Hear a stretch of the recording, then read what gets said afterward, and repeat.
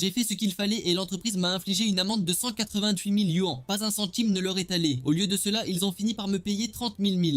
Tout a commencé lors de la réunion de revue mensuelle lorsque le nouvel assistant a soudainement basculé le projecteur sur ma feuille de budget de projet. Le patron et tous les collègues présents dans la pièce se sont immédiatement tournés vers moi. L'assistant a souri, a posé une pile de copies de contrats sur la table et a déclaré: Je dénonce le vice-président Han pour avoir utilisé secrètement les ressources de l'entreprise à des fins personnelles. Il s'agit d'une violation grave. Recommandez une suspension immédiate et une enquête. L'expression du patron s'assombrit comme une tempête qui s'abat. Je reste calme et étudie ce petit assistant désespéré en quête de pouvoir. Les ressources de l'entreprise dont il parle, c'est un immeuble de bureau de premier ordre que j'ai personnellement acheté il y a des années pour 5 000 000 et que j'ai laissé l'entreprise utiliser Rentfree comme siège social pendant 3 années complètes. Léo clique sur la diapositive suivante. Il montre un rapport de transaction bancaire. Je fais un calcul mental rapide VP. Anne draine l'entreprise chaque mois à travers des notes de frais, des centaines de milliers chaque mois, cachés derrière les remboursements de voyage. La nouvelle réforme de la gestion de l'entreprise commence au sommet. Nous ne pouvons tolérer que quiconque vole ceci. Tous les regards dans la pièce se tournent vers Lydia, ma meilleure amie à l'université et cofondatrice de l'entreprise. À nos débuts et qu'elle n'avait pas de capital de démarrage, j'ai hypothéqué mes propres biens familiaux pour couvrir sa part. Plus tard, lorsque l'entreprise a eu besoin de capitaux pour se développer, je n'ai pas hésité. J'ai mis le titre de propriété de l'immeuble en garantie. Oui, j'ai personnellement couvert les versements hypothécaires, les taxes, les frais de rénovation. Je suis même allé moi-même à la banque pour demander le prêt. Est-ce que quelqu'un dans cette entreprise ne le sait pas ? Mais en ce moment, le visage de Lydia est glacial. Elle ne dit rien pour ma défense. L'impatience et l'hésitation dans ses yeux me disent tout. Elle pèse les chances. Marcus, dit-elle, ce que Léo a rapporté est-il même légal ? Mon cœur se serre. Légal ou non, cela remonte à 2 ans, lorsqu'elle a emprunté le terrain pour la première fois. Elle a promis de me dédommager une fois que l'entreprise aurait réalisé des bénéfices. N'était-ce pas exactement ce que Lydia m'avait juré en face ? De toute évidence, la loyauté ne signifie rien quand l'argent est en jeu. Je repousse, ma voix étonnamment calme. Mes doigts tapotent lentement la table, comme si quelqu'un rendait son verdict final. Les documents sont tous là. Les contrats sont clairs. Marcus, dit-elle, même si vous êtes actionnaire et ami de longue date, les règles restent les règles.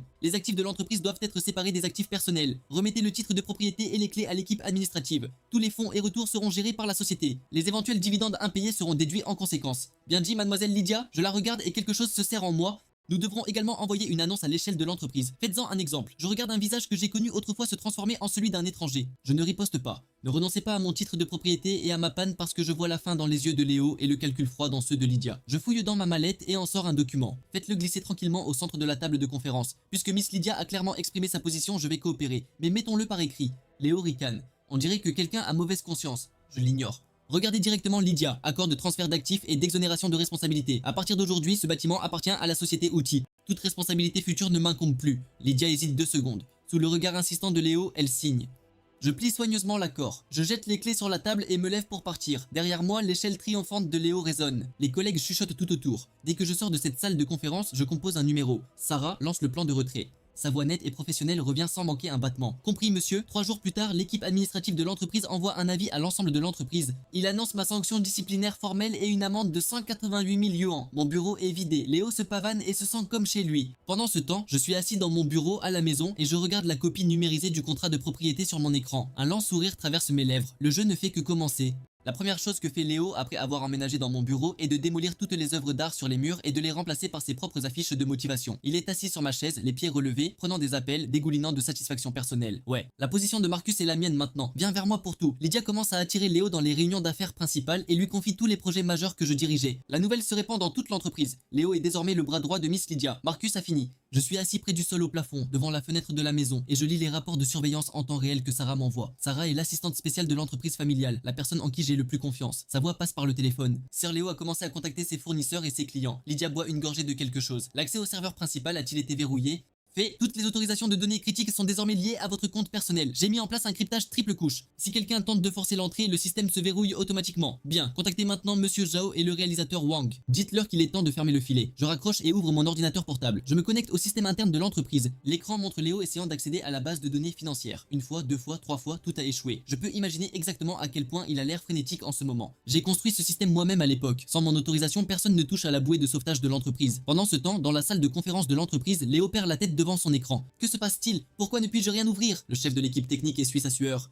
Monsieur Léo, ces fichiers ont des paramètres d'autorisation spéciaux. Ils nécessitent l'autorisation du vice-président Hans. Marcus est suspendu. Quelle autorisation? Il suffit de l'ouvrir. Ce système a été conçu personnellement par l'équipe du vice-président Hans. Le forcer pourrait entraîner une perte de données. Lydia entre dans la salle de conférence en fronçant les sourcils. Ce qui se passe? Mademoiselle Lydia, Marcus a verrouillé toutes les données clés de l'entreprise. Nous ne pouvons accéder à rien. Le visage de Lydia devient froid. Contactez Marcus immédiatement. Dites-lui de vous donner l'accès. Je reçois l'appel de Lydia alors que je suis au gymnase sur le tapis roulant. Je jette un coup d'œil à l'écran et le mets sur le haut-parleur. Miss Lydia, avez-vous besoin de quelque chose? Marcus, donne-moi l'accès au système. Nous en avons besoin pour le travail. J'essuie la sueur de mon visage. Mademoiselle Lydia, avez-vous oublié? J'ai été suspendu. La politique de l'entreprise stipule que les employés suspendus ne peuvent être impliqués dans aucune affaire de l'entreprise. C'est différent. L'accès au système affecte les opérations. Alors pourquoi n'as-tu pas dit que c'était différent quand tu m'as pénalisé? Et d'ailleurs, l'accord de transfert d'actifs et d'exonération de responsabilité que nous avons tous deux signé indique clairement qu'à partir de ce jour, les affaires de l'entreprise ne me concernent plus. La ligne reste silencieuse pendant quelques secondes.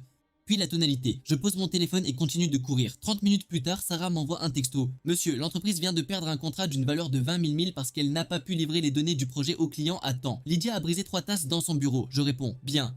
Que la tempête s'aggrave. Le 5e matin, l'entreprise implose. L'ensemble du système de bureau tombe en panne sans avertissement. Chaque écran devient noir. Les données clients, les rapports financiers, les échéanciers des projets, tous inaccessibles. L'équipe technique envahit la salle des serveurs mais ne peut rien faire. Léo se tient à la porte de la salle des serveurs, pâle comme de la cendre. Que se passe-t-il? Tout allait bien hier. Monsieur Léo, le système a détecté une tentative de forcer l'accès aux autorisations principales. Cela a déclenché le verrouillage automatique. La base de données entière est désormais verrouillée. Léo attrape le responsable technique par le col. Quand je t'ai dit de le résoudre, pourquoi ne m'as-tu pas prévenu que cela arriverait? Je t'avais prévenu. Tu m'as dit de continuer? Lydia fait irruption dans la salle des serveurs. Sa voix est aiguë. Peut-il être restauré? Seul le déverrouillage biométrique du VP Hans peut l'ouvrir. Nous n'avons pas cet accès. Lydia prend une lente inspiration. Je suis dans ma véranda à la maison en train de boire du thé lorsque l'appel de Lydia arrive. Je le laisse sonner une bonne dizaine de secondes avant de décrocher. Miss Lydia, que puis-je faire pour Marcus? Le système de l'entreprise est en panne. Revenez ici et réparez-le. Miss Lydia, je suis actuellement suspendu. La politique de l'entreprise stipule que je ne peux être impliqué dans aucune affaire de l'entreprise. Vos mots, rappelez-vous, les règles sont les règles. Ne joue pas à des jeux avec moi, Marcus. Vous avez construit ce système. Vous avez la responsabilité de l'entretenir. Je ris.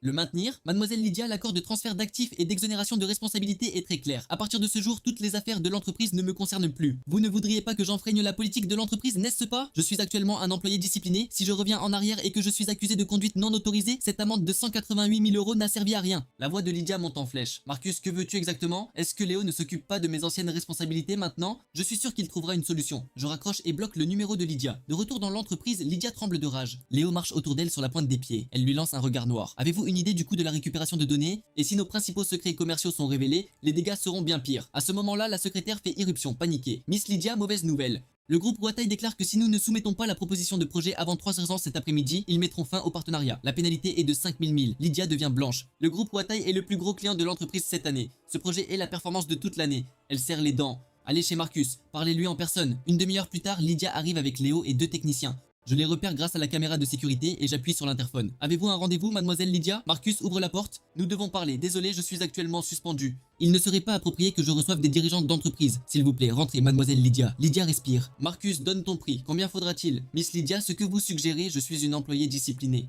Comment pourrais-je prendre de l'argent pour des affaires liées à l'entreprise? Cela ne confirmerait-il pas les accusations portées contre moi? Je n'oserais pas. Lydia reste bouche bée de fureur. À ce moment-là, mademoiselle Lydia, la date limite est passée. Puisque votre entreprise n'est pas en mesure de remplir le contrat, nous procéderons conformément à l'accord. Veuillez transférer les frais de pénalité sur le compte désigné dans les 3 jours. L'appel se termine. Lydia se fige. 5 000 000 de pénalité plus les pertes dues au crash du système. Les flux de trésorerie de l'entreprise sont réduits en un instant. Et ce n'est que le début. Je me tiens devant la fenêtre du sol au plafond et regarde Lydia et son groupe s'éloigner en contrebas. Envoyez un message à Sarah. Dites à monsieur Zhao qu'il est temps de déménager. La sanction de Huatai frappe l'entreprise comme un marteau. Le directeur financier se précipite pour retrouver Lydia le soir même. Mademoiselle Lydia, les liquidités d'exploitation de l'entreprise s'épuisent. Nous devons toujours aux fournisseurs, les employés ont besoin de leur salaire et le loyer est dû. Payez d'abord la pénalité, repoussez tout le reste. Mais les fournisseurs ont déjà appelé à 3 reprises. Si nous ne payons pas, ils pourraient nous interrompre. Je comprends, ce sera tout. Elle renvoie le directeur financier et regarde le coffre-fort qui a été déplacé de mon bureau. Il est resté dans le coin de mon bureau depuis le début. Lorsqu'elle a repris les actifs, elle n'a jamais pensé à vérifier ce qu'il y avait à l'intérieur. Elle appelle Léo. Ce coffre-fort peut-il être ouvert? Léo en fait le tour lentement. Il se peut qu'il y ait des documents importants pour l'entreprise ici. 2 heures plus tard, un serrurier l'ouvre. Lydia fouille dans les fichiers à l'intérieur pour trouver pour la plupart d'anciens enregistrements de projets. Alors que la déception s'installe, Léo sort une enveloppe manille tout en bas. Mademoiselle Lydia, cela semble important. Elle le prend et sort les documents à l'intérieur. La première page indique « Accord de Paris sur l'immobilier de bureau ». Elle feuillette rapidement, son visage pâlissant de seconde en seconde. Les termes fondamentaux sont parfaitement clairs. Le propriétaire enregistré de l'immeuble de bureau est Marcus Hahn. Tant que la propriété est utilisée comme garantie par l'entreprise, la partie contrôlante doit rester inchangée. Si la partie contrôlante change, si la destination du bâtiment est modifiée ou si un litige de propriété survient, Marcus Hahn a le droit de récupérer immédiatement la propriété et la société doit payer une amende de 30 000 de yuan dans les 15 jours.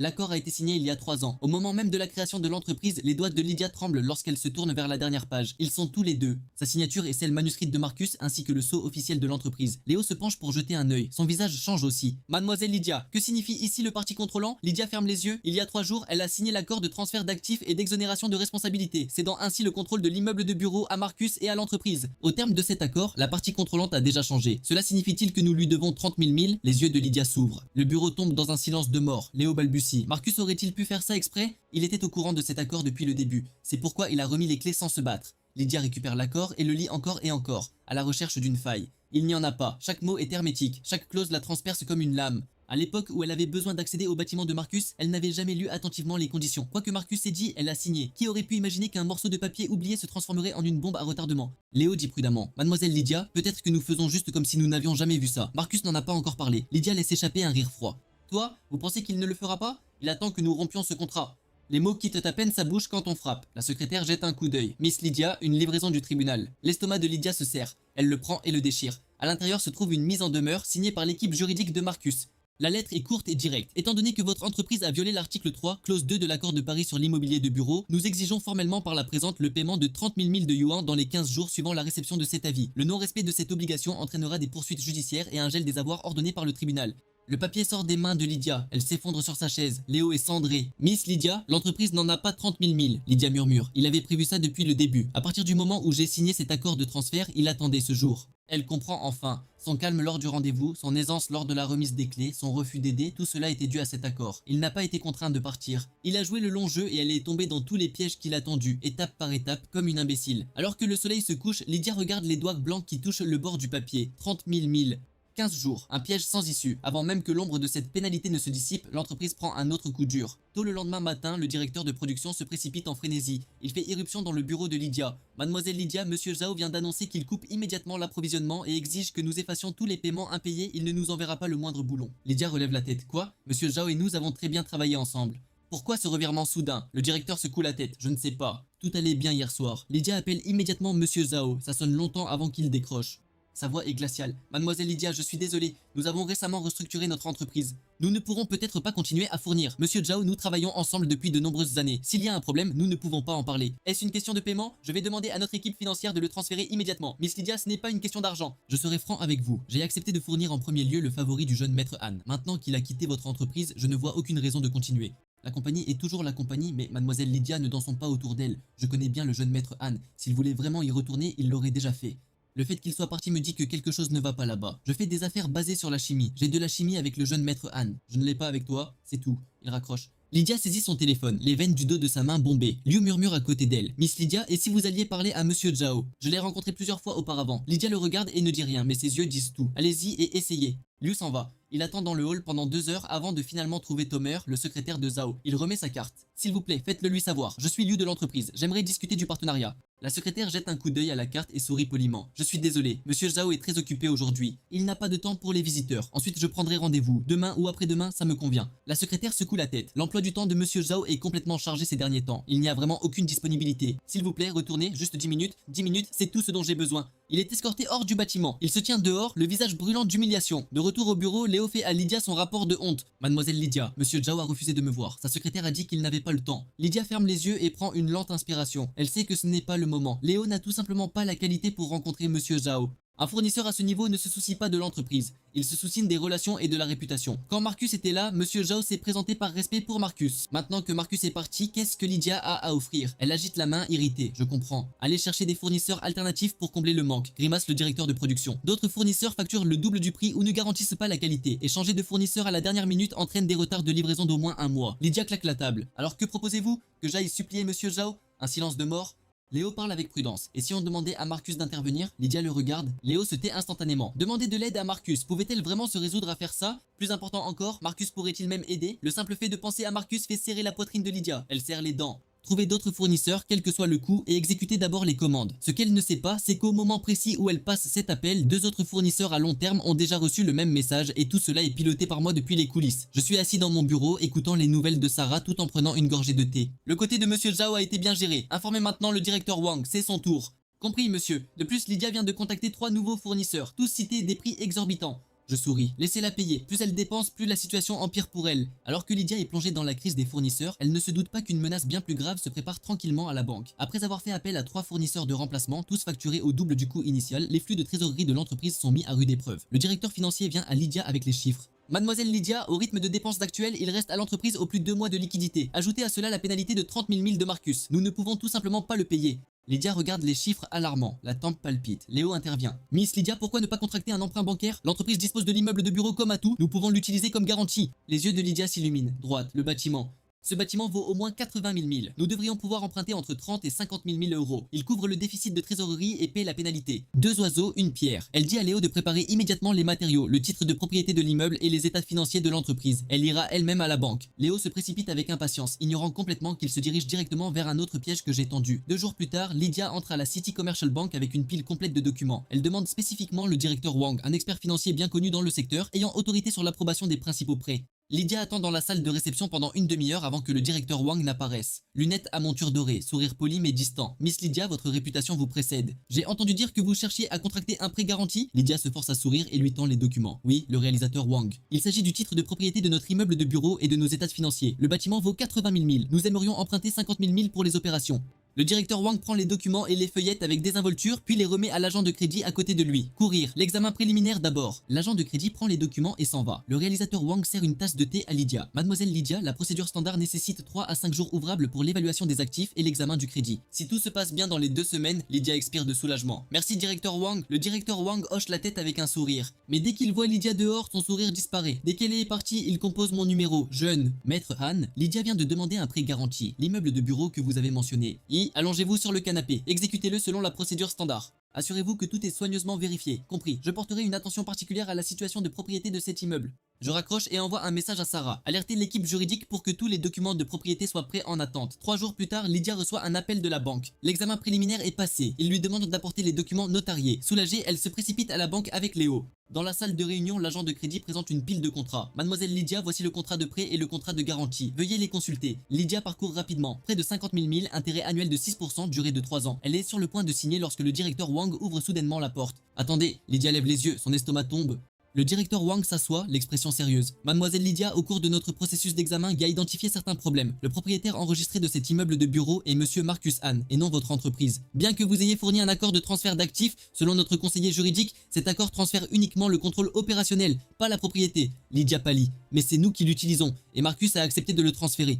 Mademoiselle Lydia, pour un prêt garanti, la banque porte le nom sur le titre de propriété. Ce nom est Marcus Han. Cela signifie que le bâtiment lui appartient légalement. À moins qu'il ne vienne en personne et signe la garantie, nous ne pouvons pas traiter ce prêt. Lydia panique. Directeur Wang, nous pouvons vous expliquer. Marcus est peut-être le propriétaire enregistré, mais il nous a confié la gestion. Je comprends ce que vous dites, mais la banque a ses propres règles. Nous sommes responsables du risque de prêt. Si le propriétaire n'a pas consenti à la garantie et qu'un litige surgit ultérieurement, qui couvrira les pertes de la banque? Lydia reste sans voix. Léo murmure, on ne peut pas simplement demander à Marcus de venir signer. Le réalisateur Wang regarde Léo. Si monsieur Han est prêt à venir signer, ce serait l'idéal. Cependant, à ma connaissance, monsieur Han n'est plus employé dans votre entreprise. Ces mots frappèrent Lydia comme de l'eau glacée. Demander à Marcus de venir signer, serait-il un jour d'accord avec ça? Le directeur Wang se lève. Miss Lydia, voici ce que je suggère. Retournez parler à monsieur Han. S'il accepte la garantie, apportez-le en personne avec le titre de propriété et le traiterez immédiatement. Lydia reste là, figée, complètement désemparée. Miss Lydia, devrions-nous appeler Marcus? Lydia ferme les yeux, elle appelle, le téléphone sonne longtemps. Et finalement, ça connecte. Ma voix sort du haut-parleur, paresseuse et sans hâte. Mademoiselle Lydia, qu'est-ce qu'il y a maintenant? Lydia prend une lente inspiration en essayant de garder sa voix ferme. Marcus, l'entreprise a besoin d'un prêt pour continuer à fonctionner. Nous devons utiliser le bâtiment comme garantie. Nous avons besoin que vous veniez à la banque et signer. Une pause sur la ligne, alors oh! Rire tranquille. Miss Lydia, est-ce une blague? Ce bâtiment est ma propriété privée. Pourquoi diable devrais-je l'utiliser comme garantie pour l'entreprise? Lydia serre les dents, n'a pas. Vous cédez le bâtiment à l'entreprise? J'ai transféré les droits d'exploitation. Vous comprenez sûrement la différence. Marcus, l'entreprise est en grande difficulté en ce moment. S'il vous plaît, aidez-moi. Je raccroche. Lydia serre les doigts de son téléphone en tremblant. Léo demande doucement, Mademoiselle Lydia, qu'est-ce qu'on fait maintenant? Lydia ouvre les yeux et ils sont pleins de désespoir. Le prêt échoue. Les fournisseurs exigent des prix plus élevés. La pénalité est due. Les finances de l'entreprise sont au bord de l'effondrement, et tout cela est dû à une décision stupide qu'elle a prise. Le prêt est mort. Lydia est obligée de penser à autre chose. Elle demande au directeur financier de dresser une liste de tous les actifs que l'entreprise peut liquider. Elle envisage de les revendre à perte pour réunir des fonds d'urgence. Pendant qu'elle se démène, Lydia manque quelque chose de sérieux. Le compte bancaire de l'entreprise a été gelé. Lydia se lève d'un coup. Quoi? Comment est-il congelé? Le directeur financier tourne l'ordinateur portable vers elle. J'ai juste essayé de transférer des fonds à un fournisseur. Le système a signalé le compte comme anormal. J'ai appelé la banque. Ils ont dit que c'était un gel ordonné par le tribunal. Lydia appelle immédiatement le directeur Wang. Directeur Wang, pourquoi le compte de notre entreprise a-t-il été soudainement gelé? Mademoiselle Lydia, voici la situation. Lors de notre examen de votre demande de prêt, nous avons identifié plusieurs risques. Après une enquête plus approfondie, nous avons trouvé votre entreprise. Nous avons des motifs raisonnables de croire qu'il existe un risque important pour la capacité de remboursement de votre entreprise. Mais nous avons toujours remboursé ces prêts à temps. Nous n'avons jamais manqué un paiement, soupire le directeur Wang. Miss Lydia, vous ne le savez peut-être pas. La raison pour laquelle votre entreprise a pu obtenir des taux d'intérêt et des limites de crédit aussi favorables est entièrement due à une garantie de crédit personnel. La famille de Monsieur Han jouit d'une énorme crédibilité dans les milieux financiers. C'est pourquoi la banque était prête à accorder une ligne de crédit aussi importante à votre entreprise. Maintenant que Monsieur Han a retiré cette garantie, selon nos normes de gestion des risques, la cote de crédit de votre entreprise est passée de A à C. Des sueurs froides jaillissent sur les paumes de Lydia. Il a retiré la garantie. L'équipe juridique de Monsieur Han a soumis une demande formelle de retrait de garantie et a fourni les dossiers disciplinaires de votre entreprise à son encontre comme preuve à l'appui. Après examen, la banque a déterminé que la demande de Monsieur Han est légalement valide et a approuvé le retrait. Lydia est abasourdie. Elle n'a jamais su que les 3 bonnes années de l'entreprise reposaient entièrement sur le crédit personnel de Marcus. Ses prêts à faible taux d'intérêt, ses conditions avantageuses, ses approbations bancaires accélérées, tout cela est dû à Marcus. Le directeur Wang continue. De plus, au terme du contrat de prêt, une fois la garantie retirée, la banque a le droit d'exiger un remboursement anticipé ou des garanties supplémentaires. Votre entreprise doit rembourser intégralement dans un délai de 15 jours. Ne pas le faire entraînera des poursuites judiciaires. Directeur Wang, pouvons-nous avoir une prolongation? L'entreprise manque véritablement de fonds à l'heure actuelle. La voix du réalisateur Wang devient froide. Miss Lydia, telles sont les politiques de la banque. J'ai les mains liées. En outre, le compte est gelé pour protéger les intérêts de la banque. Jusqu'au remboursement intégral du prêt, le gel reste en vigueur. L'appel se termine. Lydia s'effondre sur sa chaise. Un compte gelé signifie que chaque transaction financière de la société Mika est complètement interrompue. Ils ne peuvent pas payer leurs fournisseurs, ils ne peuvent pas payer leurs salaires, ils ne peuvent même pas payer leurs factures de services publics. Mademoiselle Lydia, que faisons-nous? La paix est due après-demain et le compte est gelé. Lydia est assise, les yeux fermés, les tempes battant. Elle comprend enfin. Marcus n'a pas été chassé. Il est reparti selon ses propres conditions. Et avant de partir, il a discrètement retiré tous les piliers qui soutenaient l'entreprise. Tout ce qu'il avait à faire était d'attendre et de voir son entreprise s'effondrer. Le directeur financier revient. Miss Lydia, 2 autres fournisseurs viennent d'appeler. Ils disent que si nous ne payons pas aujourd'hui, ils porteront plainte. Et la société de gestion immobilière dit que nous avons 3 mois de retard sur le loyer. Si nous ne payons pas, ils récupéreront les bureaux. Les yeux de Lydia s'ouvrirent brusquement. Louer? N'utilisons-nous pas le bâtiment de Marcus? Miss Lydia, ce bâtiment ne couvre que le quartier général. Les 3 autres succursales sont toutes louées. Lydia se redresse. L'entreprise s'est développée si rapidement au cours des 2 dernières années que le siège social ne suffisait pas. Ils avaient loué plusieurs espaces extérieurs. Et puis le directeur des ressources humaines entre. Mademoiselle Lydia, d'autres employés de Tanton ont déjà remis leur démission, tous du personnel technique de base. Ils disent qu'ils ne voient pas d'avenir ici. La pièce tourne autour de Lydia. Démission de personnel, suppression de fournisseurs, banque exigeant un remboursement, compte gelé. Chaque chose est un coup fatal et tout cela lui tombe dessus en même temps, dit prudemment Léo. Miss Lydia, et si nous allions parler à Marcus? S'il souhaite rétablir la garantie du crédit, la banque doit débloquer le compte. Lydia jette un regard à Léo, il baisse le regard. Lydia se lève et fait les 100 pas dans son bureau. Elle sait que la seule issue est de supplier Marcus, mais peut-elle se résoudre à le faire? Elle repense à ce jour dans la salle de conférence, comment elle l'a regardé de haut et lui a fait remettre les clés. Comment il a signé ce document sans un mot? Le simple fait de s'en souvenir lui fait serrer la gorge. Mais quel choix a-t-elle? À ce rythme-là, l'entreprise sera terminée d'ici une semaine. Elle serre les dents. Obtenez la voiture. Nous allons chez Marcus. Léo cligne des yeux. Maintenant, quand d'autres? Attendre que l'entreprise soit en faillite. Une demi-heure plus tard, Lydia se présente à nouveau devant ma porte d'entrée. Cette fois, elle n'amène personne, juste elle-même. Elle appuie sur la sonnette. Ma voix paresseuse sort de l'interphone. Miss Lydia de retour. Qu'est-ce qu'il y a cette fois? Lydia prend une lente inspiration. Marcus, je veux parler. Je reste silencieux un moment. Parler de quoi? Comment m'avez-vous pénalisé ou comment avez-vous pris ce qui m'appartenait? Lydia ferme les yeux. Marcus, je sais que j'avais tort. Nommez vos termes. Quoi qu'il en soit, pour maintenir l'entreprise en vie, j'accepterai tout. Un rire discret provenant de l'interphone. Puis silence. Un long silence. Lydia attend, tellement longtemps qu'elle pense que j'ai fini. Puis enfin ma voix, froide comme la pierre. Miss Lydia, certaines erreurs ne peuvent pas être réparées. Lydia se tient à la porte, regardant la porte fermée. Ses yeux deviennent enfin rouges. Elle a perdu, complètement et totalement perdu. Après avoir reculé devant ma porte, Lydia parcourt le monde dans un état second. La situation de l'entreprise empire de jour en jour. Les démissions affluent. Les mentions légales des fournisseurs arrivent comme des chutes de neige. Au milieu de tout ce chaos, sa secrétaire apporte une invitation en relief doré. Miss Lydia, voici l'invitation au gala annuel de la Jiangchang Business Association. Lydia le regarde à peine. Elle est sur le point de le lancer quand la secrétaire ajoute rapidement. Miss Lydia, celle-ci attire beaucoup d'investisseurs et de chefs d'entreprise. Peut-être que ça vaut le coup d'y aller. Vous pourriez avoir de la chance. Quelqu'un là-bas serait peut-être prêt à investir. Les yeux de Lydia s'illuminent. Si elle parvient à trouver un nouvel investisseur, l'entreprise a encore une chance. Elle dit immédiatement que le secrétaire de RSV Pan passe des heures à préparer une proposition de financement détaillée. Le soir du gala, Lydia entre dans l'hôtel 5 étoiles le plus prestigieux de Jiangchang dans un costume élégant. Proposition en main, la grande salle brille de verre teinté et d'élite de l'industrie. Elle tient une coupe de champagne et scrute la foule à la recherche d'un investisseur potentiel. Miss Lydia, ça fait longtemps que je ne vois pas. Elle se retourne. C'est Monsieur Zhang, quelqu'un avec qui elle a déjà fait affaire. Monsieur Zhang, vous êtes là aussi. Il hoche la tête avec un sourire puis baisse la voix. Miss Lydia, j'ai entendu dire que votre entreprise traverse des difficultés. Le cœur de Lydia se serre. Nous recherchons actuellement une nouvelle ronde de financement. Si vous êtes intéressée, mademoiselle Lydia, je serai direct avec vous. J'ai entendu ce qui se passe. Compte gelé, fournisseur se retirant. Ce ne sont pas des problèmes mineurs. Je suggérerais de régler vos problèmes internes avant de parler de financement.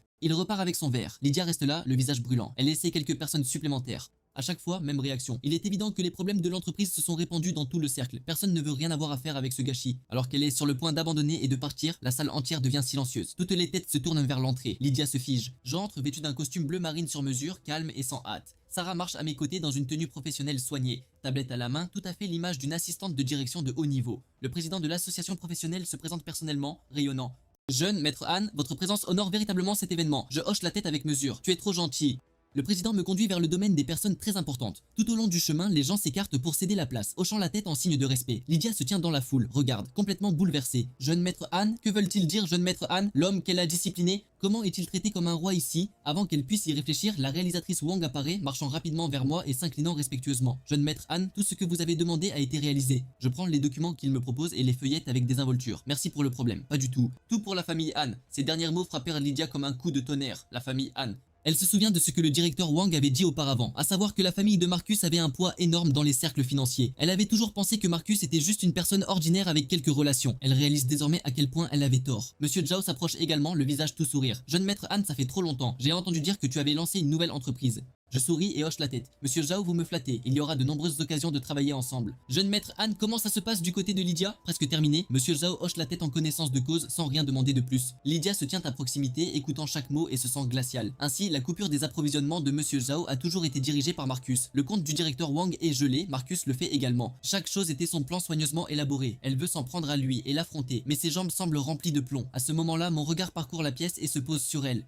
Nos regards se croisent. Je soutiens son regard. Lydia ouvre la bouche, essaie de dire quelque chose, mais aucun mot ne sort. Je détourne le regard. Je me tourne vers l'homme d'affaires à côté de moi, riant et discutant facilement comme si je ne la remarquais même pas. Lydia sent les regards des gens qui l'entourent. Des murmures parcouraient la foule. N'est-ce pas le chef de l'entreprise? J'ai entendu dire qu'elle avait chassé le jeune maître Anne. Incroyable. Sait-elle au moins qui il est? Cette entreprise est fichue. Vous avez croisé la famille Anne à Zhangcheng, vous avez terminé. Chaque mot frappe Lydia comme une aiguille. Elle comprend enfin. Marcus n'a jamais été seulement son cofondateur ou son vice-président. C'était quelqu'un qu'elle ne pourrait jamais toucher. Et elle, dans son arrogance, l'a pénalisé. Lui a pris ce qui lui appartenait et a pensé qu'elle s'en était sortie. Elle se tourne pour partir et se dirige droit vers Léo. Léo est là aussi et son visage est d'un blanc mort alors qu'il regarde dans ma direction. Mademoiselle Lydia, Marcus, qui est-il? Qu'est-ce qu'il est? Lydia laisse échapper un rire amer. Quelqu'un que nous n'aurions jamais dû croiser. Léo chancelle, perdant presque l'équilibre. Il repense à la façon dont il s'est senti suffisant dans cette salle de conférence, à la façon dont il a accusé Marcus, à la façon dont il a emménagé dans le bureau de Marcus. Des sueurs froides lui traversent le dos. Le gala continue, mais pour Lydia et Léo, chaque instant ici est insupportable. Ils se faufilent hors de l'hôtel, laissant derrière eux des rires et des tintements de verre. Je me tiens devant la fenêtre du plafond de Floride, verre à la main, regardant les lumières de la ville en contrebas. Un lent sourire traverse mes lèvres. Sarah s'approche de moi et murmure: Monsieur, Lydia est partie. Laissez-la partir, le spectacle vient à peine de commencer. Pourquoi se précipiter? Après le gala, Lydia est en pleine panique. Elle n'aurait jamais imaginé que les relations de Marcus étaient si profondes ou qu'elle avait croisé toute une famille puissante. De retour au bureau, elle n'arrive pas à dormir. Son esprit rejoue encore et encore chaque scène de cette nuit. Le lendemain matin, Léo se faufile et frappe à la porte de son bureau. Miss Lydia, j'ai une idée. Frappons d'abord. Je connais des journalistes. Nous divulguons une histoire. Disons que Marcus a exposé des secrets commerciaux de l'entreprise alors qu'il était vice-président et qu'il a délibérément nui à l'entreprise. Une fois l'histoire lancée, peu importe sa puissance, il devra se soucier de sa réputation. Lydia fronce les sourcils. Est-ce que ça marchera au moins? Il n'y a plus rien à perdre. À ce rythme-là, l'entreprise est déjà morte.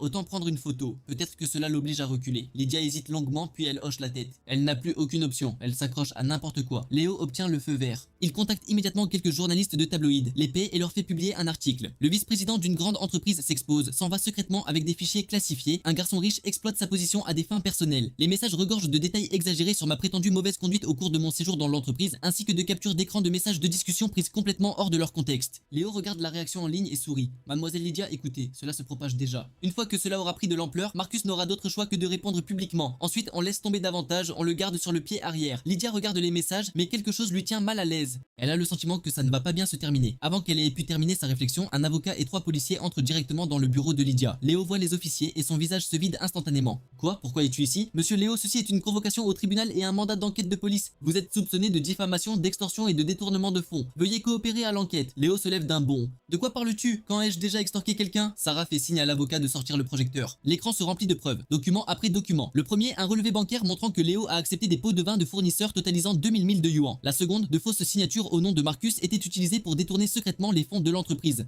Chaque élément de preuve est clair et irréfutable. L'affaire est hermétique. Le visage de Léo devient blanc. Son corps se balance. C'est où as-tu eu tout ça? Monsieur Léo, pensiez-vous vraiment avoir effacé vos traces? Le système financier de l'entreprise a été construit personnellement par le jeune maître Han. Chaque transaction que vous avez effectuée est enregistrée. Le jeune maître Han ne s'est tout simplement pas soucié d'un petit joueur comme vous jusqu'à présent. Puisque vous avez choisi de faire de vous une cible, ne soyez pas surpris par ce qui va suivre. La police s'avance et passe les menottes à Léo. Il se débat et crie: Lydia, sauve-moi, vous saviez tout cela, c'est toi qui m'as dit de le faire.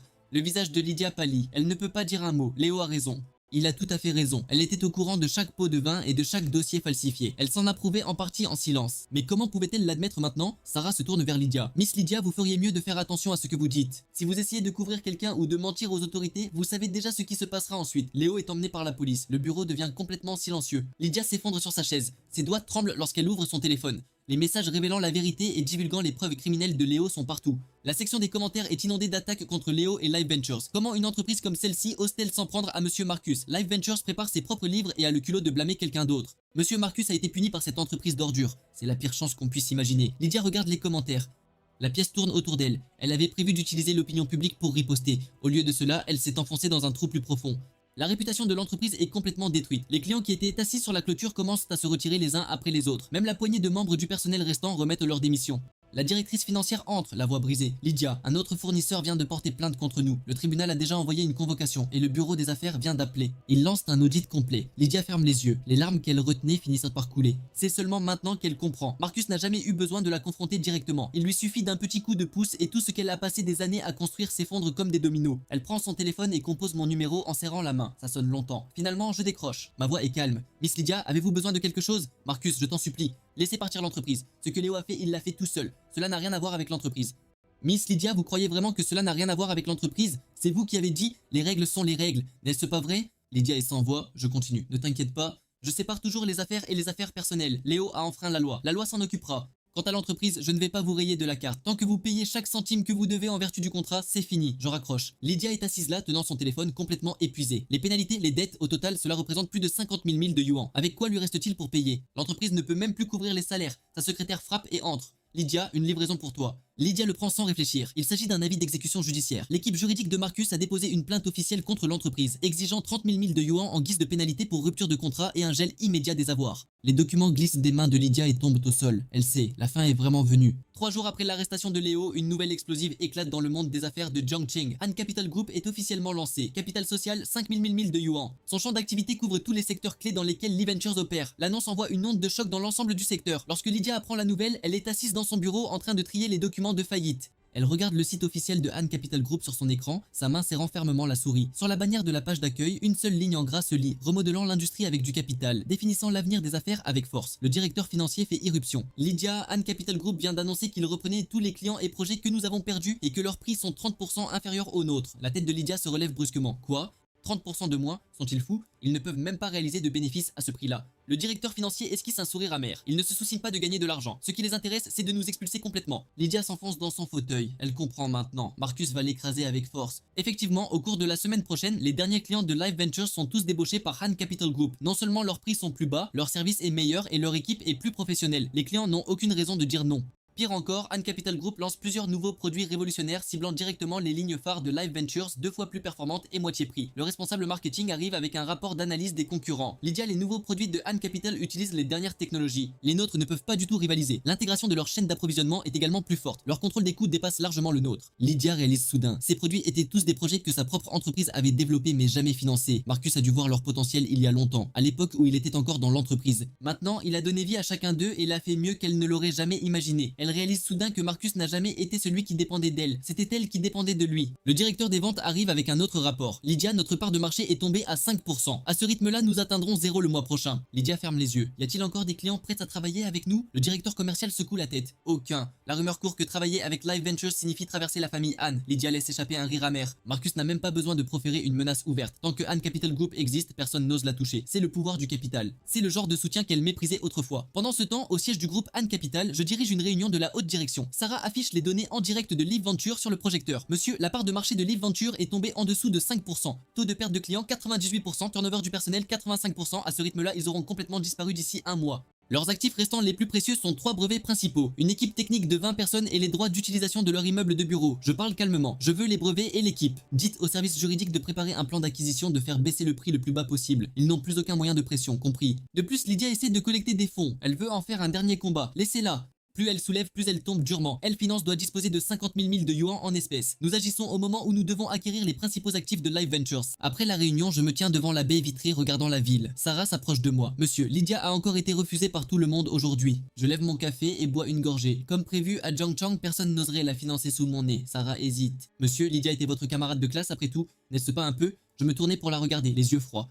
Sarah, tu es avec moi depuis assez longtemps pour connaître mes principes. Pour ceux qui sont fidèles, je donne tout. Pour ceux qui me trahissent, je ne montre aucune pitié. Sarah baisse la tête. J'ai parlé à contretemps. Je détourne le regard et regarde à nouveau par la fenêtre. Quand Lydia a choisi de se retourner contre moi, a-t-elle jamais pensé à tout ce que j'avais fait pour elle? Elle a fait son choix, moi aussi. Sarah hoche la tête. Vous avez tout à fait raison, monsieur. Encore une chose. L'interrogatoire de Léo a donné des résultats. Il a fourni de nombreuses preuves démontrant que Lydia lui avait ordonné de falsifier les livres. Le bureau du procureur demande si nous voulons ajouter des charges contre Lydia. Pas encore. Laissez-la continuer à lutter. Quand elle aura épuisé tous ses espoirs, alors nous frapperons. Sarah sourit en connaissance de cause. Monsieur, vous voulez vraiment qu'elle souffre, n'est-ce pas? Elle m'a humilié devant toute l'entreprise. Elle m'a fait discipliner, elle m'a fait payer une amende. C'est maintenant à son tour de ressentir ce que c'est. À ce moment-là, ma secrétaire frappe et entre. Lydia est en bas. Elle dit qu'elle veut te voir. Je hausse un sourcil. Elle a encore le culot de se montrer. Elle dit qu'elle est prête à céder tous les actifs de l'entreprise et vous demande simplement de la laisser partir. Je ris froidement. Laissez-la attendre. En bas dans le hall, Lydia est assise sur le canapé, tenant son sac à 2 mains.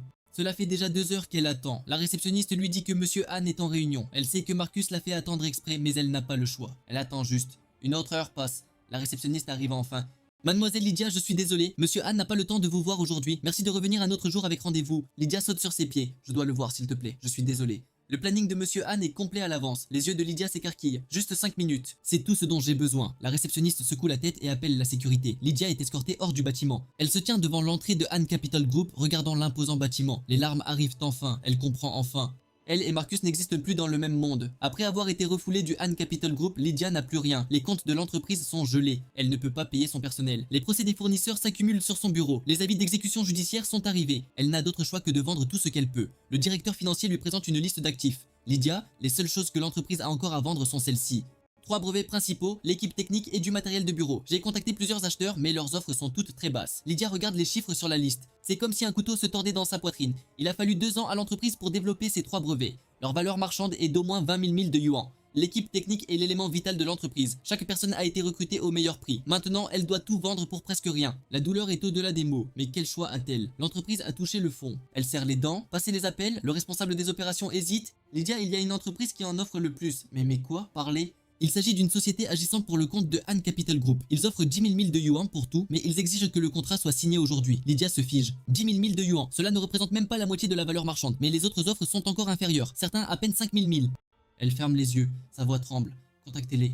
Je vais signer. À 3 heures de l'après-midi, Lydia arrive au cabinet d'avocats convenu et pousse la porte de la salle de conférence. Sarah est assise en bout de table, une pile de contrats devant elle. Sarah affiche un sourire expérimenté. Mademoiselle Lydia, veuillez vous asseoir. Lydia s'assoit, faisant de son mieux pour paraître calme. Les contrats sont-ils prêts? Sarah les fait glisser sur la table. Tout ici, 3 brevets d'une valeur de 6 000 de yuan. Équipe technique évaluée à 3 000 de yuan. Tous les autres actifs évalués à 1 000 de yuan. Total 10 000 de yuan. Lydia récupère le contrat. Quand elle voit les termes, ses doigts commencent à trembler. Le contrat stipule qu'après le transfert du brevet, Live Ventures et toutes les parties liées sont définitivement interdites d'opérer dans les mêmes domaines. L'équipe technique doit être transférée en tant qu'unité complète, aucun fractionnement n'est autorisé et le paiement est étalé sur 3 ans. La première année, ce plan de paiement n'est-il pas trop sévère? J'ai besoin d'argent maintenant. Miss Lydia, êtes-vous vraiment en mesure de négocier? Laissez-moi être honnête. Si Monsieur Marcus ne vous montrait pas un peu de considération en souvenir du bon vieux temps, nous ne vous offririons même pas autant. D'autres acheteurs sur le marché le plafonneraient à 5 000 de yuan, payés en une seule fois sans versement. Lydia se mord la lèvre et ne dit rien. Et n'oubliez pas que vous devez toujours à Monsieur Marcus 30 000 de yuan pour pénalité de rupture de contrat, 23 000 de yuan à la banque et 8 000 de yuan aux fournisseurs. Cela représente plus de 60 000 de yuan. Avec quoi comptez-vous payer exactement? Lydia pâlit. Sarah se penche en arrière sur sa chaise, son ton débordant de mépris. Miss Lydia, vous étiez une figure assez puissante lorsque vous avez discipliné Monsieur Marcus, n'est-ce pas? Annonce à l'échelle de l'entreprise. Récupération des bonus et amende de 188 000 yuan en plus. Et maintenant, la valeur de votre entreprise est passée de 200 000 de yuan à 10 000, soit un effondrement 20 fois supérieur. C'est le prix à payer pour croiser Monsieur Marcus. Lydia serre le poing si fort que ses ongles s'enfoncent dans sa paume.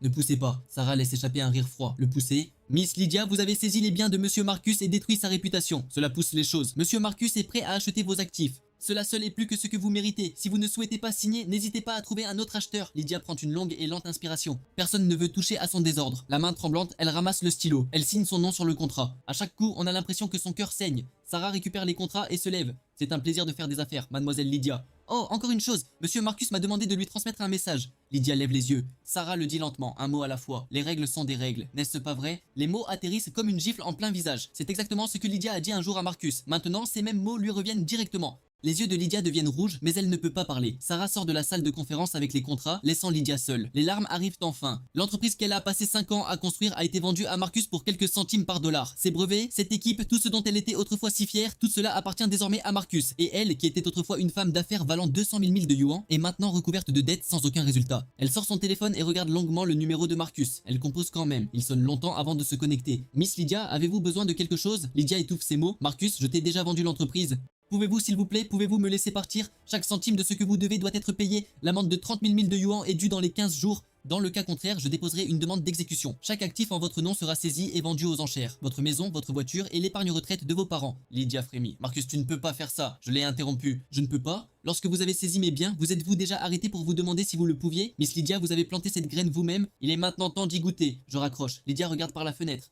Le monde semble froid et complètement inconnu. Le Marcus qui se tenait autrefois à ses côtés dans toutes les luttes est parti. L'homme qui se tient désormais en face d'elle est un prédateur impitoyable du monde des affaires, et elle est sa proie. Le délai de 15 jours arrive en un clin d'œil. Lydia va partout pour essayer d'emprunter de l'argent. Pas une seule personne n'aidera. Les partenaires commerciaux qui se comportaient comme des membres de la famille, tous, ne répondent même pas à ses appels. Elle avale jusqu'au bout de sa fierté et s'approche de plusieurs usuriers. Mais dès qu'ils apprennent qu'elle doit de l'argent à la famille Anne, ils la refusent sur le champ. Le dernier jour, la voix du directeur financier se brise. Lydia Anne Capital vient de virer le premier versement de 10 000 de yuan, mais ce montant est loin d'être suffisant pour couvrir la dette. Lydia éclate de rire.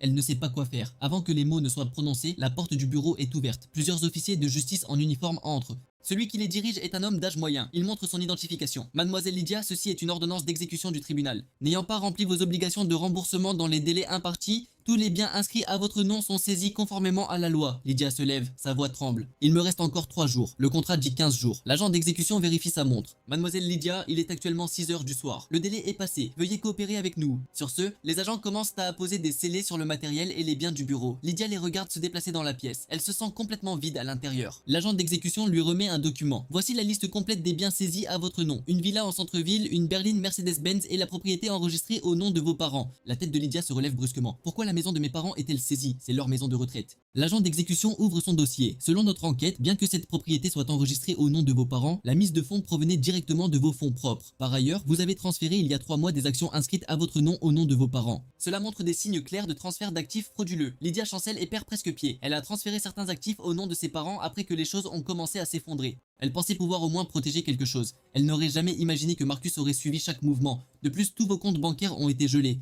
Tous les fonds seront affectés au remboursement de la dette. Lydia s'effondre sur sa chaise. Les larmes coulent silencieusement sur son visage. L'officier de police lui jette un coup d'œil, son ton s'adoucissant légèrement. Mademoiselle Lydia, je vous suggère de contacter vos créanciers dès que possible et de trouver une prolongation de remboursement. Sinon, tous ces actifs seront mis aux enchères et il ne vous restera alors absolument plus rien. Sur ce, les agents finissent de sceller les lieux et laissent derrière eux une salle pleine de sceaux judiciaires. Lydia est assise dans son bureau bouclé, regardant la nuit. Elle sort son téléphone et appelle ses parents. La voix anxieuse de sa mère retentit immédiatement. Lydia, il y a des gens ici qui disent qu'ils vont s'emparer de la maison. Que se passe-t-il? Lydia arrive à peine à prononcer les mots. Maman, je suis désolée, je t'ai entraîné là-dedans. La voix de sa mère s'accentue immédiatement. Que s'est-il passé exactement? Vous nous avez dit que l'entreprise se portait bien? Alors Lydia leur raconte tout. Il y a un long silence à l'autre bout du fil. Puis la voix de son père retentit, lourde et lente. Lydia, comment as-tu pu faire ça à Marcus? As-tu oublié tout ce qu'il a fait pour nous? Lydia pleure trop fort pour parler. Son père continue. Lorsque vous avez démarré l'entreprise, Marcus a mis en gage sa propre propriété en garantie de votre prêt. Lorsque l'entreprise manquait de liquidité, Marcus assumait lui-même les paiements des fournisseurs. Lors de votre hospitalisation, Marcus est resté à vos côtés jour et nuit. Vous avez oublié tout cela. Comment pourriez-vous vous retourner et le punir?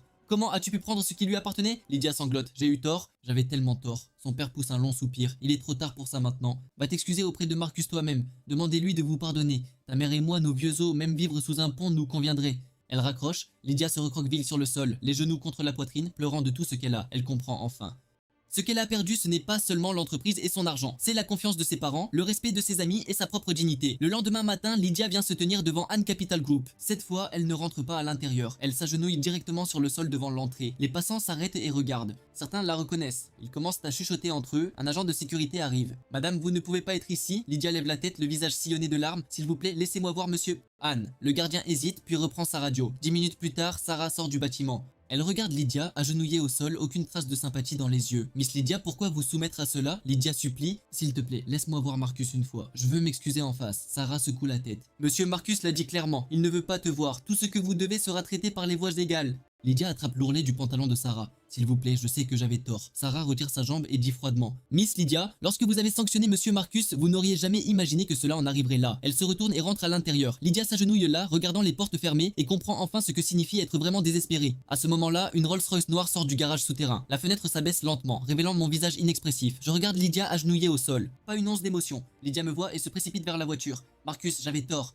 S'il te plaît, pardonne-moi. Je parle sans expression. Miss Lydia, vous paierez chaque centime que vous devez. Votre villa sera vendue aux enchères la semaine prochaine. Les bénéfices serviront à payer la pénalité. Quant à être amis, nous l'étions, mais vous l'avez détruit vous-même. Je fais un signe de tête au chauffeur. La voiture démarre, laissant Lydia agenouillée sur le sol, pleurant de désespoir. Je m'assois sur la banquette arrière et regarde sa silhouette rétrécir dans le rétroviseur. Je ne ressens rien. Certaines dettes mettent toute une vie à être remboursées. La villa de Lydia est vendue aux enchères par le tribunal. Il se vend 18 000 milles de yuan, bien en dessous de la valeur marchande. L'argent va directement sur mon compte pour compenser la pénalité. Le jour où Lydia quitte la villa, elle s'installe dans un motel bon marché en bordure de route. Il ne lui reste presque plus rien, juste une petite somme d'argent pour subvenir à ses besoins. Juste au moment où elle pense que les choses ne peuvent pas empirer, Léo est libéré sous caution. La première chose que fait Léo est de la retrouver. Il frappe à la porte de sa chambre de motel. Quand Lydia le voit, son expression change immédiatement. Que faites-vous ici? Léo entre dans la pièce avec un sourire froid. Mademoiselle Lydia? Oh, je suis désolé, je devrais dire Mademoiselle Lou maintenant, je suis ici pour régler un compte. Lydia fronce les sourcils. Quel score? Léo l'attrape par le col. Quel score? J'ai été enfermé pendant un demi-mois, interrogé tous les jours. Avez-vous une idée de ce que j'ai vécu?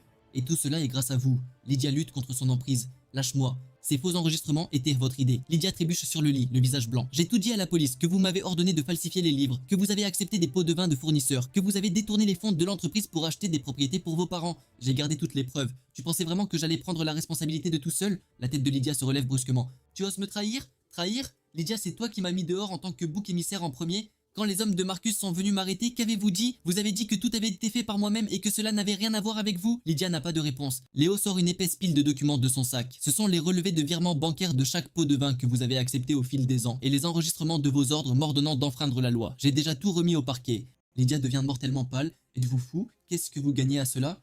Léo le dit dur et plat. Ce que je gagne, c'est une phrase plus légère. Le bureau du procureur m'a dit que si je coopérais pleinement et fournissais des preuves clés, il serait plus facile avec moi. Mais vous, le cerveau, envisagez un minimum de 5 ans. Les jambes de Lydia lâchent, elle manque de s'évanouir. Léo regarde l'épave devant lui et ressent un sentiment de satisfaction. Lydia, regarde-toi maintenant. Après tout ce que tu m'as fait subir, profite de la prison. Il claque la porte en sortant. Lydia est assise sur le lit, complètement engourdie. Elle ne s'attendait pas à ce que Léo se retourne contre elle. Elle n'aurait jamais imaginé qu'il avait conservé autant de preuves. Les mains tremblantes, elle sort son téléphone. Elle veut appeler quelqu'un, n'importe qui. Mais il n'y a plus une seule personne parmi ses contacts qui puisse l'aider. À ce moment-là, on frappe à la porte. Lydia suppose que c'est Léo qui revient. Elle l'ouvre avec les mains tremblantes et trouve 2 procureurs en uniforme debout à l'extérieur. Ils montrent leurs insignes. Mademoiselle Lydia, nous sommes du bureau du procureur de la ville. Vous êtes actuellement soupçonnée de détournement de fonds, de falsification de dossiers financiers, de corruption et de plusieurs autres accusations.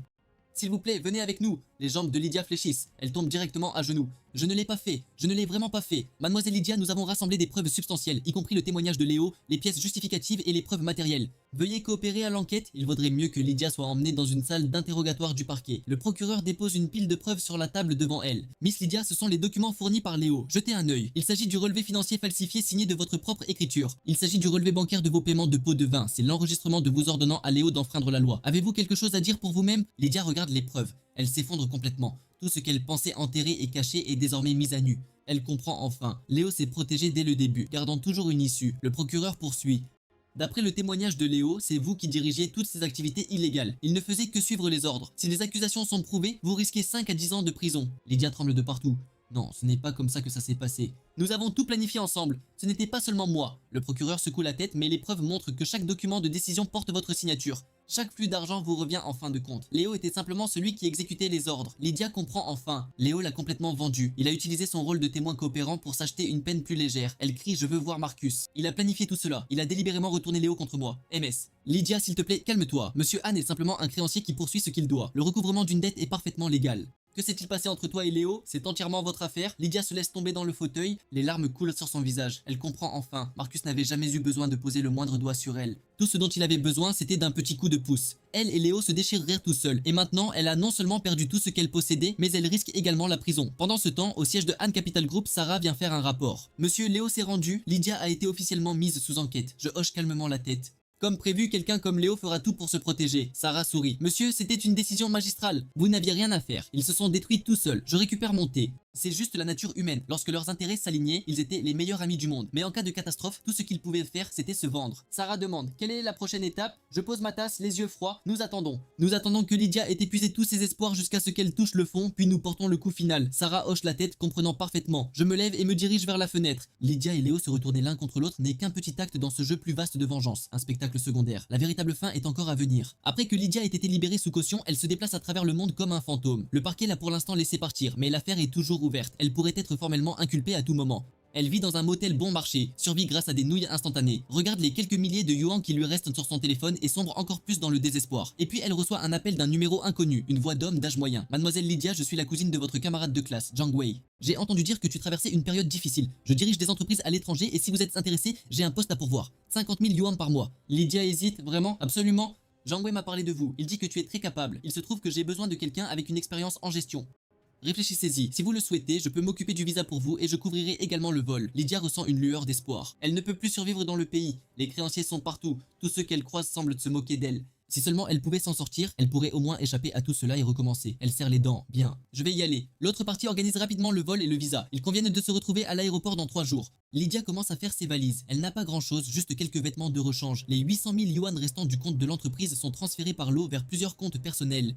Elle se dit que cela lui donnera au moins quelque chose pour commencer à l'étranger. Ce qu'elle ne sait pas, c'est que mon équipe surveille chaque transaction. Sarah regarde le rapport de surveillance et rit froidement. Monsieur, Lydia transfère de l'argent. On dirait qu'elle envisage de quitter la ville. Laissez-la. Plus elle bouge, plus les charges sont lourdes. Devons-nous l'arrêter maintenant? Je secoue la tête.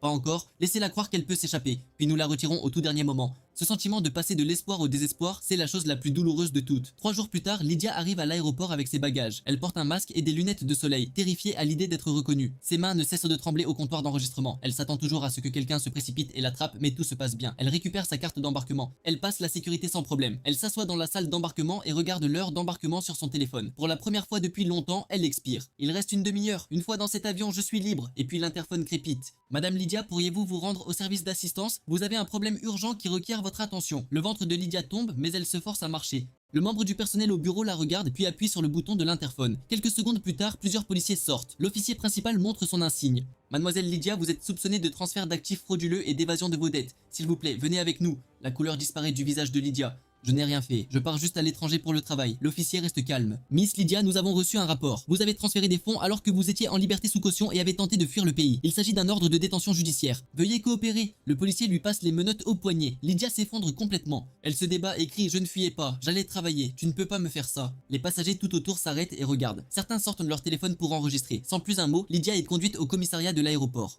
Elle est assise dans la salle d'interrogatoire et tremble de la tête aux pieds. L'agent dépose un document sur la table. Miss Lydia, voici votre relevé de transaction des 3 derniers jours. Vous avez transféré 800 000 yuan du compte de l'entreprise vers 5 comptes personnels distincts et plusieurs transferts. Ensuite, vous avez acheté un billet d'avion international. Et tu me dis que tu ne fuyais pas? Lydia réplique: cet argent est à moi, j'ai parfaitement le droit de l'utiliser. L'officier lui coupe la parole. Cet argent appartient au compte de l'entreprise. L'entreprise est actuellement en liquidation judiciaire. Tous les fonds doivent servir au remboursement de la dette. Déplacer cet argent par vous-même constitue déjà un transfert d'actifs frauduleux. Lydia s'effondre sur la chaise et reste silencieuse. Vous êtes actuellement libéré sous caution. Au terme de votre libération, il vous est interdit de quitter cette ville. Vous avez acheté un billet d'avion international pour tenter de fuir. Il s'agit d'une violation grave de vos conditions de libération sous caution. Le parquet a décidé de vous arrêter formellement. Au moment où Lydia entend le mot arrêter, elle devient complètement vide. Elle se met à pleurer. Non, vous ne pouvez pas m'arrêter. J'allais vraiment juste travailler. L'officier secoue la tête. Miss Lydia, rien de ce que vous dites ne change quoi que ce soit maintenant. Les preuves sont claires. Préparez-vous aux conséquences. En même temps, je suis dans mon bureau en train de consulter des documents.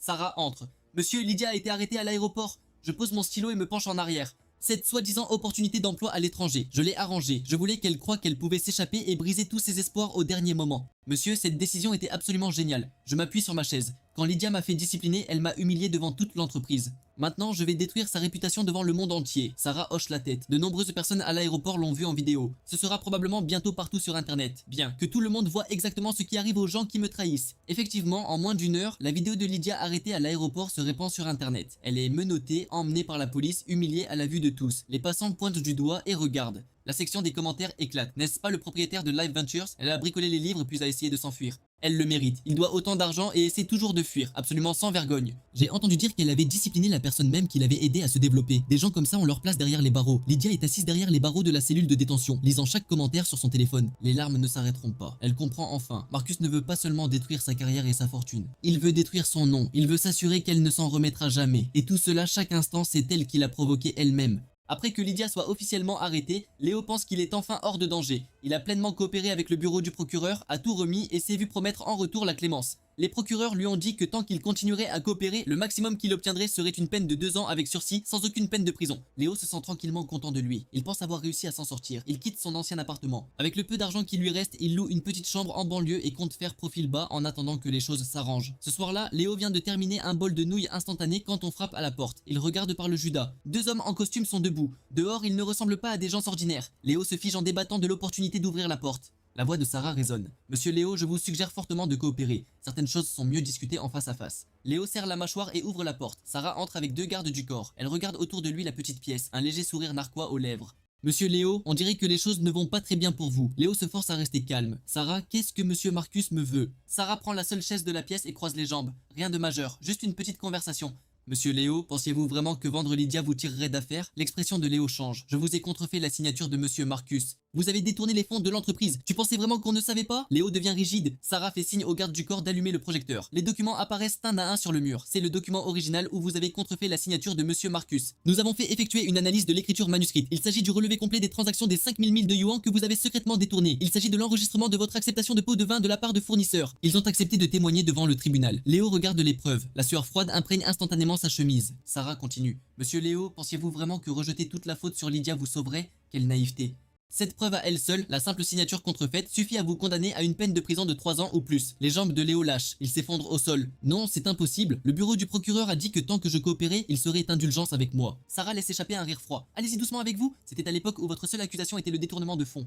Mais en falsifiant une signature, en détournant des fonds et en corrompant tout cela, vous pensez toujours que tout ira facilement? Léo s'effondre complètement. Il rampe jusqu'au pied de Sarah en sanglotant. Sarah, s'il te plaît, laisse-moi partir, je sais vraiment que j'avais tort. Sarah retire sa jambe avec dégoût. Léo, tu étais tellement suffisant dans cette salle de conférence. Vous pensiez être intelligent en utilisant la confiance de Lydia pour grimper? Et regarde-toi maintenant, vous ne valez même pas un deuxième regard. Léo s'agenouille sur le sol, se cognant la tête contre le sol encore et encore. J'ai eu tort, j'avais vraiment tort. S'il vous plaît, demandez à Monsieur Marcus de m'épargner. Sarah se lève. Vous épargner? Léo, tu te souviens de ce que tu as dit un jour? Les comportements qui nuisent aux intérêts de l'entreprise ne peuvent être tolérés. Ce sont exactement vos mots, n'est-ce pas? Léo tremble de partout. Il ne peut pas parler, dit froidement Sarah. Monsieur Marcus voulait que je vous le dise. Tout ce que vous lui avez fait vous reviendra au double. Ces preuves seront transmises au parquet demain. Vous pouvez vous asseoir ici et attendre de faire face à la justice. Sur ce, Sarah se retourne et sort. Léo s'agenouille sur le sol et regarde la porte qui se ferme. Il se sent complètement vidé. Il repense à cette journée dans la salle de conférence. Avec quelle suffisance il se tenait là et accusait Marcus. Avec quelle arrogance il a fait irruption dans le bureau de Marcus. Avec le recul à quel point il était ridicule. Comme c'est stupide. Pendant ce temps, je signe des documents dans mon bureau. Sarah rapporte monsieur que Léo a été officiellement inculpé par le bureau du procureur. Il devrait purger une peine de 5 à 7 ans. Il devrait être reconnaissant que vous ne soyez pas allé plus loin. Vous êtes trop gentil monsieur. Je pose mon stylo et dis catégoriquement « Gentillesse ». Je pense juste que le voir croupir en prison et regretter tout est plus satisfaisant que d'en finir rapidement. Ellie dit, je me lève et me dirige vers la fenêtre. Son histoire n'est pas encore terminée. Dehors, le soleil se couche. La ville entière est baignée d'une lumière dorée. Mais derrière cette lueur, d'innombrables personnes luttent et souffrent. Lydia et Léo ne sont que 2 des plus petites d'entre eux. Je regarde la ville, un sourire froid au coin de la bouche. Le jeu n'est pas terminé.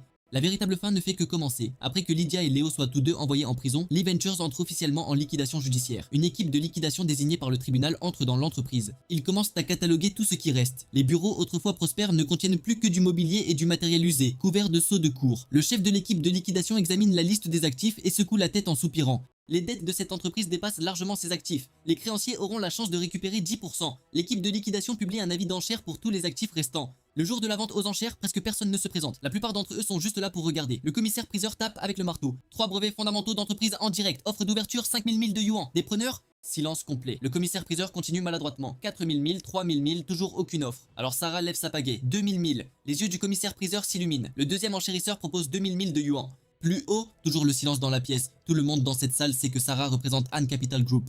Personne n'ose rivaliser avec la famille Anne. Le commissaire-priseur fait tomber le marteau. Vendu. Félicitations au soumissionnaire numéro 2. Chaque lot qui suit le même chemin. L'équipe technique, le bureau, même la marque et le nom de domaine de l'entreprise. Le tout acquis par Anne Capital Group à des prix défiant toute concurrence. À la fin de l'enchère, Anne Capital Group n'avait dépensé que 8000 milles de yuan pour balayer tous les actifs de valeur que Light Ventures avait jamais possédés. Le chef de l'équipe de liquidation regarde les résultats et secoue la tête avec un sourire creux. Il sait que Anne Capital Group les écrase à un tout autre niveau. Mais il ne peut rien faire. C'est ainsi que fonctionne le processus juridique. Le plus offrant remporte tout.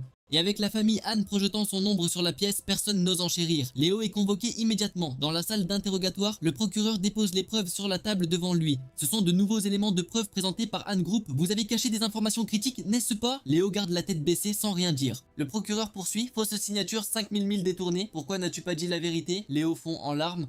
Je pensais qu'il ne le saurait jamais. La voix du procureur devient froide. Ne jamais le savoir? Léon, tu as sérieusement sous-estimé la loi. Les preuves sont hermétiques. Votre statut de témoin à charge a été révoqué. L'accord pour une peine plus légère n'est plus d'actualité. Sur la base de ces nouvelles preuves, vous envisagez une période de 5 à 7 ans. Léo entend le numéro. Tout son corps devient mou, il crie hystériquement. Ce n'est pas juste. Lydia a fait bien pire que moi. Pourquoi suis-je celui qui est puni? Le procureur secoue la tête. Léon, personne n'est au-dessus des lois. Vous avez commis un crime. Vous avez fait face aux conséquences. Léo est reconduit à sa cellule. Assis derrière des barreaux de fer, il comprend enfin une chose. Devant Marcus, lui et Lydia ne sont que des fourmis. Marcus n'a jamais besoin de frapper directement. Une légère poussée suffit et ils se déchirent, marchant droit vers leur propre destruction. Il avait crié de façon hystérique.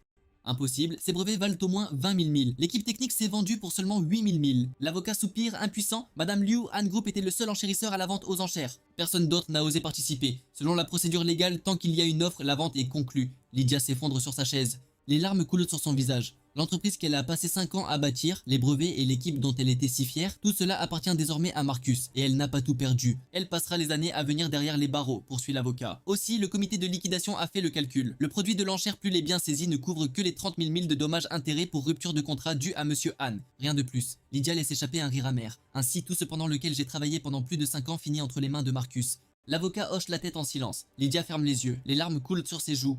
Elle comprend enfin. Marcus ne veut pas seulement la détruire, il veut prendre tout ce qu'elle a construit. Ce n'est pas une simple vengeance. C'est un pillage et un effacement total. L'avocat la regarde souffrir. Il pousse un long soupir. Dame Lou, votre meilleure décision maintenant est de coopérer pleinement à l'enquête. Battez-vous pour une réduction de peine, sortez plus tôt et recommencez. Lydia ouvre les yeux, ils sont vides. Recommencez. Avec quoi me reste-t-il exactement pour recommencer? Quelques jours plus tard, Anne Group publie une annonce acquérant les principaux actifs de l'Ucorp et les intégrant dans les opérations de Anne Group. L'annonce indique spécifiquement que l'équipe technique de l'Ucorp continuera à travailler sous la direction du groupe Anne, contribuant ainsi à l'avancement de l'industrie. Cette annonce envoie une onde de choc dans le monde des affaires que tout le monde comprend. C'est l'humiliation finale de Lydia par Marcus, non seulement la détruisant, mais la forçant à regarder le travail de sa vie devenir la gloire de quelqu'un d'autre. Je me tiens dans le bureau récemment rénové, regardant les 3 certificats de brevet accrochés au mur. Un sourire froid traverse mes lèvres. Chaque brevet porte désormais le nom de Anne Group. Le nom de Lydia a été complètement effacé. L'équipe technique a déjà commencé à travailler. Ils affirment qu'avec les ressources du groupe Anne, ils peuvent libérer toute la valeur de ces brevets. J'acquiesce. Bien, laissez-les travailler sans limite. Je les soutiendrai avec tout ce dont ils ont besoin. Sarah sourit. Monsieur Anne, vous faites surveiller Lydia depuis la prison alors que le travail de sa vie crée de la richesse pour vous.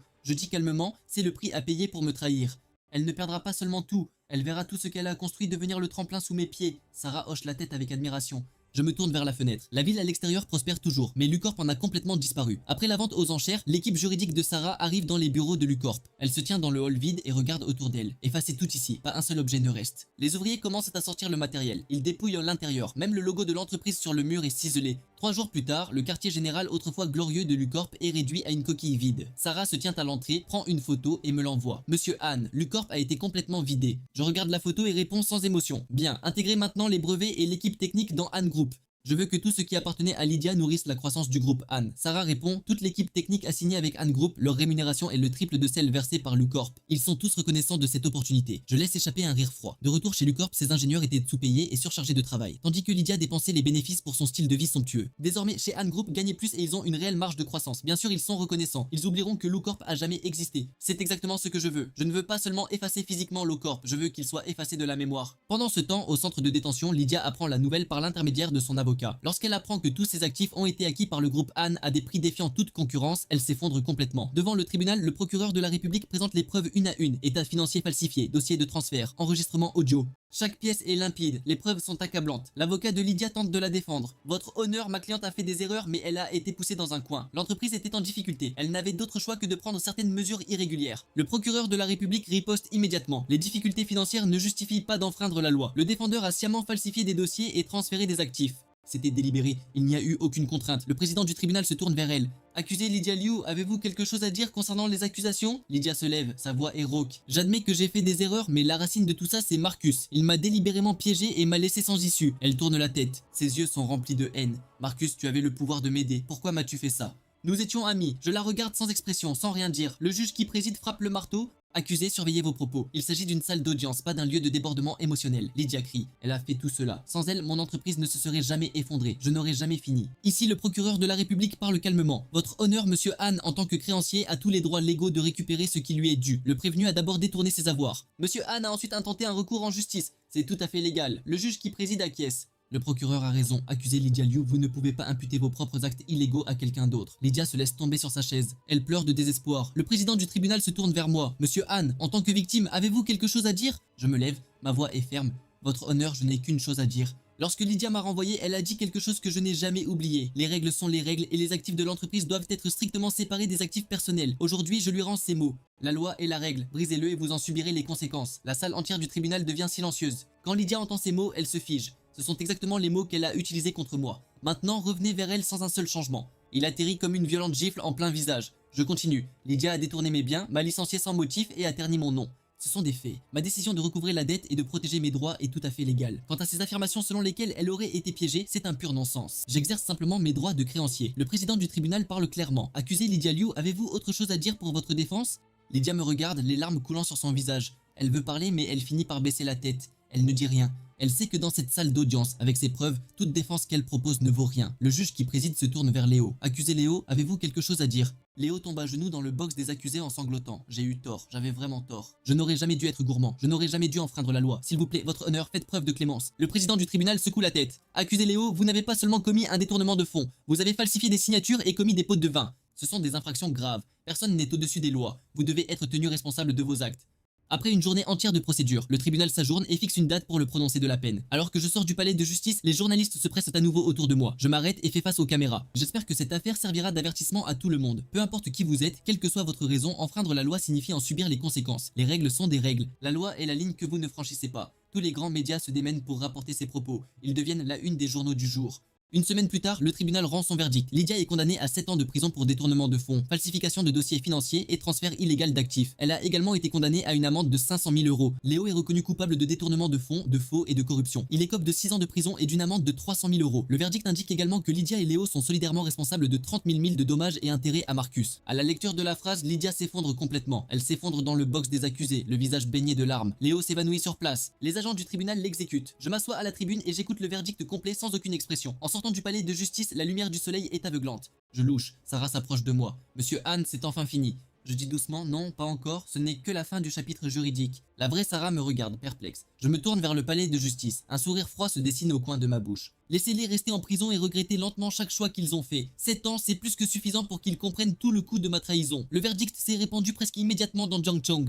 En ligne, la réaction est un soutien massif. Marcus avait raison, des gens comme ça méritent d'être derrière les barreaux. 7 ans, ce n'est pas suffisant, cela aurait dû être 10. C'est ce que vous obtenez en trahissant quelqu'un qui vous a aidé, il le mérite. Les noms de Lydia et Léo deviennent des avertissements dans le monde des affaires de Jiangchong. Bien que je sois considéré comme un symbole de justice et de principe, ce procès ne met pas seulement fin à une querelle. 3 jours après le verdict, le tribunal rend officiellement le verdict complet et, à la demande des médias, publie une sélection d'images du procès. Les clips deviennent viraux presque instantanément, accumulant des dizaines de millions de vues en quelques heures. Dans la séquence, Lydia hurle de façon hystérique dans la salle d'audience, m'accusant de l'avoir piégée et piégée. Je réponds avec un calme total. Les règles sont des règles. La loi est la ligne que vous ne franchissez pas. Le contraste est saisissant et le clip se propage comme une traînée de poudre. Il est numéro 1 sur toutes les principales plateformes sociales. Les commentaires affluent. Lydia n'a aucune honte. Elle est la vraie fraude. Cette ligne, les règles sont les règles, est emblématique. Le karma a frappé si fort. Quelqu'un déterre le mémo interne utilisé par Lydia pour me virer. Parallèlement au verdict actuel, l'ironie est impossible à ignorer. Elle a un jour accusé Marcus d'avoir volé l'entreprise. Aujourd'hui, le tribunal l'a reconnu coupable de cela. Le karma est assourdissant. Un grand média publie un rapport spécial complet détaillant toute l'affaire du début à la fin. Dans l'émission, commente un expert juridique, la plus grande ironie de cette affaire est que chaque accusation utilisée par Lydia pour renvoyer Marcus a fini par se révéler vraie à son sujet. La véritable détourneuse, c'était elle. Elle a exigé des frontières claires entre les fonds publics et privés, puis a pris la fuite en cachant les avoirs volés. Le karma ici est vraiment un manuel. L'animateur demande « Quelle est votre opinion sur la conduite de Monsieur Han tout au long de tout cela ?» Tout à fait légal. En tant que créancier, récupérer ce qui lui est dû est son droit. Le retrait de la garantie de crédit était une réponse naturelle après un licenciement abusif. À aucun moment, Monsieur Han n'a enfreint aucune loi. C'est Lydia qui s'est dirigée vers l'abîme, un pas à la fois. Après la diffusion du programme, mon image aux yeux du public est complètement transformée, passant d'un cadre licencié à un chef d'entreprise doté de principes. Lydia et Léo deviennent des ennemis publics.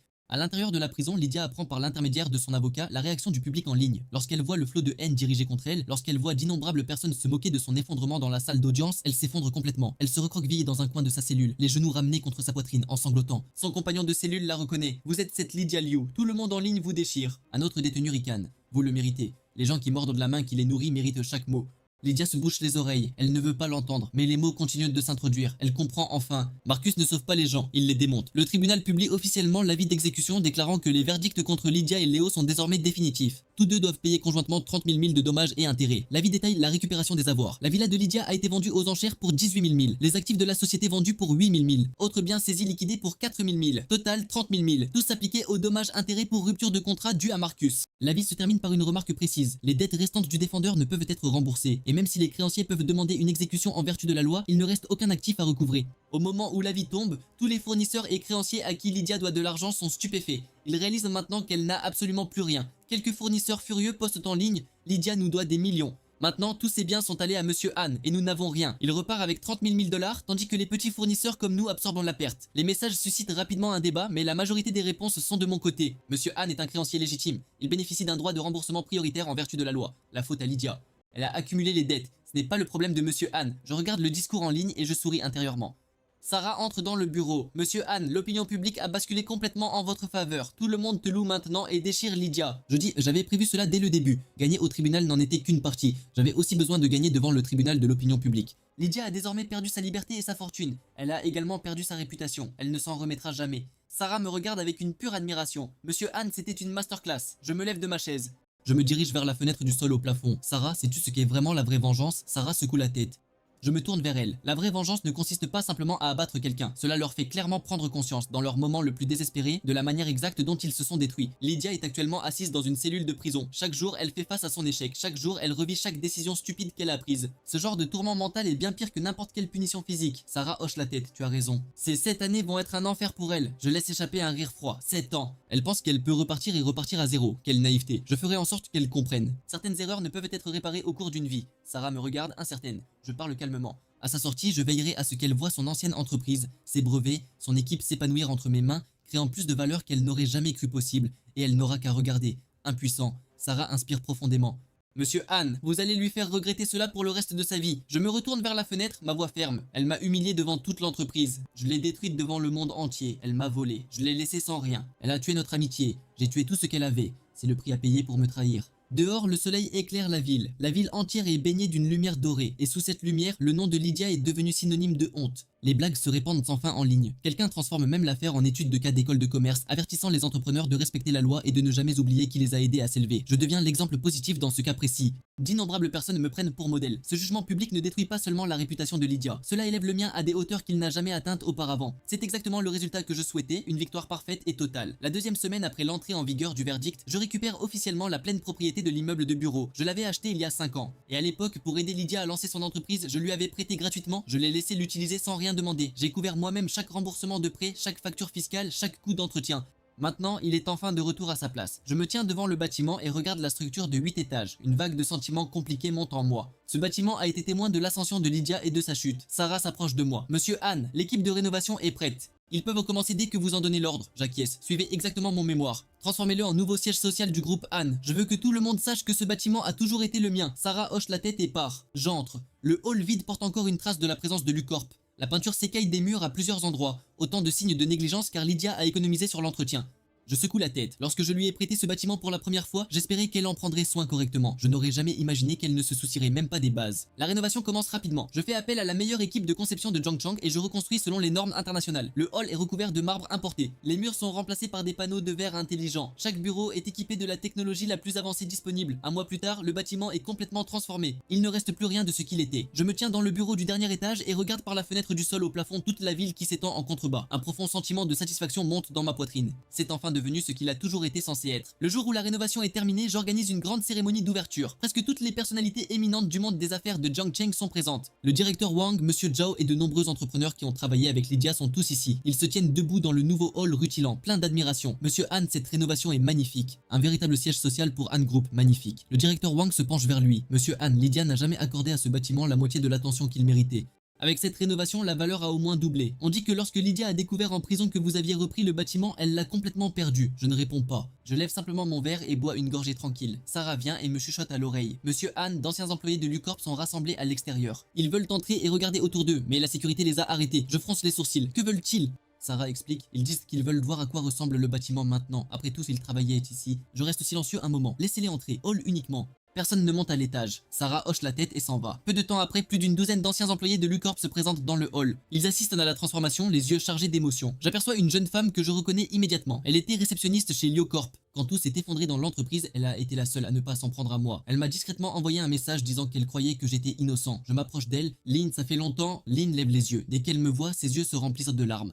Monsieur Han, dis-je calmement, où travaillez-vous ces jours-ci? Lynn baisse la tête. Je n'ai encore rien trouvé. Après l'effondrement de Lucorp, j'ai envoyé tellement de candidatures. Mais dès que les employeurs ont appris que j'étais de Lucorp, personne n'a voulu m'accepter. J'acquiesce. Venez au groupe Han demain. Ne me remercie pas. Vous avez mérité ça. Quand tout s'est mal passé dans l'entreprise, vous n'avez pas continué. Je me souviens de cette gentillesse. Lynn hoche la tête à travers ses larmes. Les autres anciens employés en sont témoins et se pressent. Monsieur Han, nous voulons aussi travailler pour Han Group. Pouvez-vous nous donner une chance? Je les regarde avec des yeux froids. Quand les choses ont mal tourné à l'époque, comment chacun de vous m'a-t-il traité? Et maintenant tu viens me demander une faveur? Ils pâlissent. Aucun d'eux ne peut parler. Je continue. Je suis quelqu'un qui donne tout à ceux qui sont loyaux et qui ne montre aucune pitié à ceux qui me trahissent. Vous avez choisi d'être aux côtés de Lydia à l'époque. Maintenant, vous vivez avec ce choix. Je me retourne et m'éloigne. Les autres restent figés. Seul l'un me suit. Elle essuie ses larmes et s'incline profondément. Monsieur Han, merci pour cette opportunité. Je vais travailler dur. Je le promets. J'acquiesce. Je sais que tu le feras. Une fois la cérémonie terminée, je me retrouve seul dans le bureau du dernier étage. Sarah entre. Monsieur Han, pourquoi avez-vous aidé l'un? Je regarde les lumières de la ville en contrebas et je dis doucement, car elle était la seule à croire encore en moi quand je n'avais rien. Ce genre de fidélité mérite d'être récompensé. Sarah hoche la tête. Vous appréciez vraiment les personnes qui comptent? Je tiens à lui faire face. Sarah, tu es avec moi depuis des années. Tu devrais savoir comment je travaille maintenant. Je peux être impitoyable envers les ennemis, mais pour ceux qui sont sincères avec moi, je ne cache rien. Sarah sourit. L'un vous sera reconnaissante pour le reste de sa vie. Je secoue la tête. Je n'ai pas besoin de sa gratitude. Je fais juste ce que je crois être juste. Je me dirige vers mon bureau et récupère un document. Il s'agit du dernier rapport financier du groupe Han. Depuis l'acquisition des actifs de Lucorp, la performance de l'entreprise a augmenté de 30%. Les brevets et l'équipe technique soutenue par les ressources du groupe Han ont généré une valeur bien au-delà de toutes les projections. Je regarde le rapport et un sourire froid apparaît sur mon visage. Lydia n'aurait jamais pu imaginer que tout ce qu'elle a passé des années à construire pourrait produire autant entre mes mains. Sarah, une fois qu'elle aura touché le fond et qu'elle aura perdu tout espoir, j'irai la voir en personne. Je lui laisserai voir de ses propres yeux exactement ce qu'est devenu tout ce qu'elle a perdu. Sarah hoche la tête. Monsieur Han, ce sera le coup final. Je dis calmement, quoi qu'elle m'ait fait, je le rends doublé. C'est la règle. Par la fenêtre, le bâtiment brillait de lumière sur le ciel nocturne. Le panneau massif du groupe Han se démarque avec une clarté éclatante. Ce bâtiment est finalement revenu à son propriétaire légitime. Et Lydia ne peut que regarder depuis la prison via les fils d'actualité et les mises à jour en ligne, impuissante à faire quoi que ce soit. C'est le prix de la trahison. C'est le résultat que je souhaitais. Après 3 mois d'exploitation, le bâtiment qu'utilisait autrefois Lydia est devenu un point de repère dans le quartier des affaires de Chongqing. L'énorme écran LED à l'extérieur du bâtiment fait défiler les dernières étapes du groupe Han. 3 technologies révolutionnaires développées avec succès. Valeur marchande dépassant les 100 000 milles, désormais parmi les entreprises les plus influentes de Chongqing. Le jour de la grande cérémonie d'ouverture, presque toutes les grandes personnalités du monde des affaires de Chongqing sont présentes. Je me tiens à l'entrée du bâtiment, vêtu d'un costume sur mesure, saluant chaque invité avec calme et confiance. Le directeur Wang est le premier à s'approcher. Il me prend la main avec un large sourire.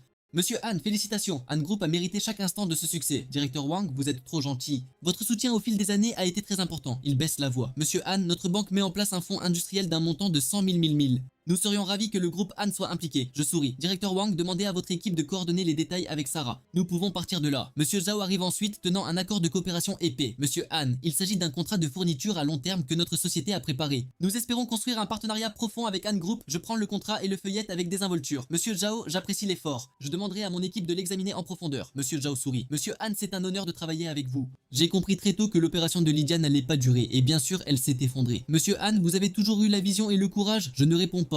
Je souris simplement. À ce moment-là, une longue Rolls-Royce s'arrête devant l'entrée. La porte s'ouvre et sort un homme âgé aux cheveux blancs, aux yeux perçants et plein d'énergie. La pièce entière devient silencieuse. Tout le monde se sépare respectueusement pour lui laisser la place. Sarah me chuchote à l'oreille. Monsieur Han, il s'agit de Lily, président honoraire de la chambre de commerce de Jiangchong. J'avance rapidement. Frère Lee, votre présence ici honore véritablement le groupe Han. Elder Lee rit et me tape sur l'épaule. Jeune Han, je croyais en ta famille quand ton père débutait. Te voir atteindre cette hauteur met mon vieux cœur à l'aise. J'escorte Frère Lee dans le hall. Frère Lee, veuillez entrer. Frère Lee regarde lentement autour de lui, hochant la tête avec approbation. Très impressionnant. Je me souviens de ce bâtiment. Vous l'avez acheté vous-même, n'est-ce pas? Tu l'as prêté à cette Lydia Lou et elle n'avait aucune idée de la chance qu'elle avait. Elle mordit la main qui la nourrissait. Il est désormais de retour à sa place, meilleur que jamais. Je dis calmement, frère Lee, le passé n'a pas besoin d'être revisité. Frère Lee secoue la tête. Non, c'est le cas. Vous avez géré cela magnifiquement. Vous avez tenu bon et préservé votre dignité. En affaires comme au combat, être trop doux n'est que de la cruauté envers soi-même. Vous avez fait la bonne chose. J'acquiesce en signe de gratitude. L'Eneli continue. Je suis venu aujourd'hui non seulement pour vous féliciter. Il y a quelque chose dont je dois discuter avec vous. La chambre de commerce de Jiangchang sélectionne son prochain président. J'en ai discuté avec quelques membres seniors et nous sommes tous d'accord que vous êtes la bonne personne. Je fais une pause.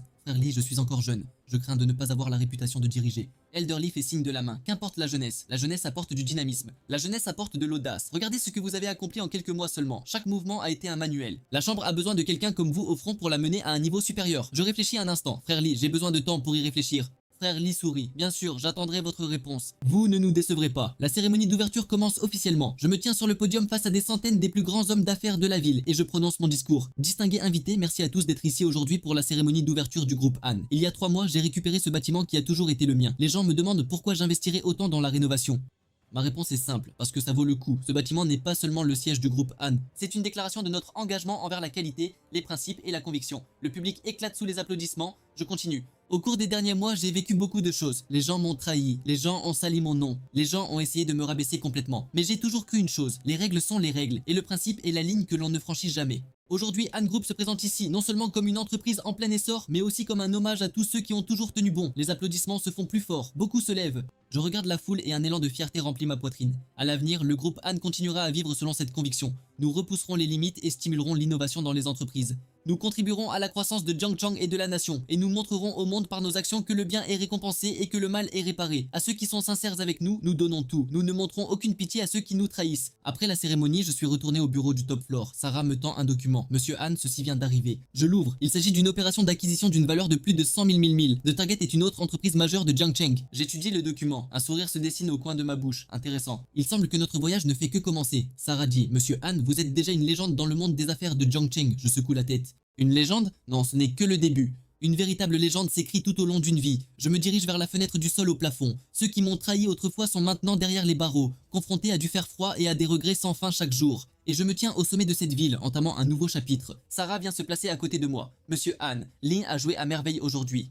Chaque invité a loué sa chaleur, j'acquiesce, c'est une bonne personne. Investissez en elle. Sarah sourit. Monsieur Han, vous êtes vraiment bon avec elle. Je dis doucement parce qu'elle le mérite. Dans ce monde, la sincérité c'est la chose la plus rare qui soit. Celui qui est authentique avec moi, je le suis en retour. C'est mon principe et c'est mon objectif. La nuit tombe. L'écran LED à l'extérieur du bâtiment brille de lumière. Sarah me demande si Lydia ne t'avait jamais trahi, penses-tu que tu serais encore là où tu es aujourd'hui? Je reste silencieux un moment, alors je dis calmement aucun regret. Sans sa trahison, je serais probablement encore un vice-président confortable, sans jamais découvrir de quoi je suis vraiment capable. D'une certaine manière, je devrais la remercier. C'est sa trahison qui a fait de moi ce que je suis aujourd'hui. Sarah hoche la tête. Monsieur Han, vous êtes vraiment en paix avec tout cela. Je me tourne vers elle. Sarah, souviens-toi de ça. Une personne vraiment forte n'est pas quelqu'un qui ne tombe jamais. C'est quelqu'un qui s'élève à chaque fois et qui revient plus fort. Je lève mon verre à la personne que je suis aujourd'hui. Je le bois d'un seul coup. Je pose le verre et me tourne vers mon bureau.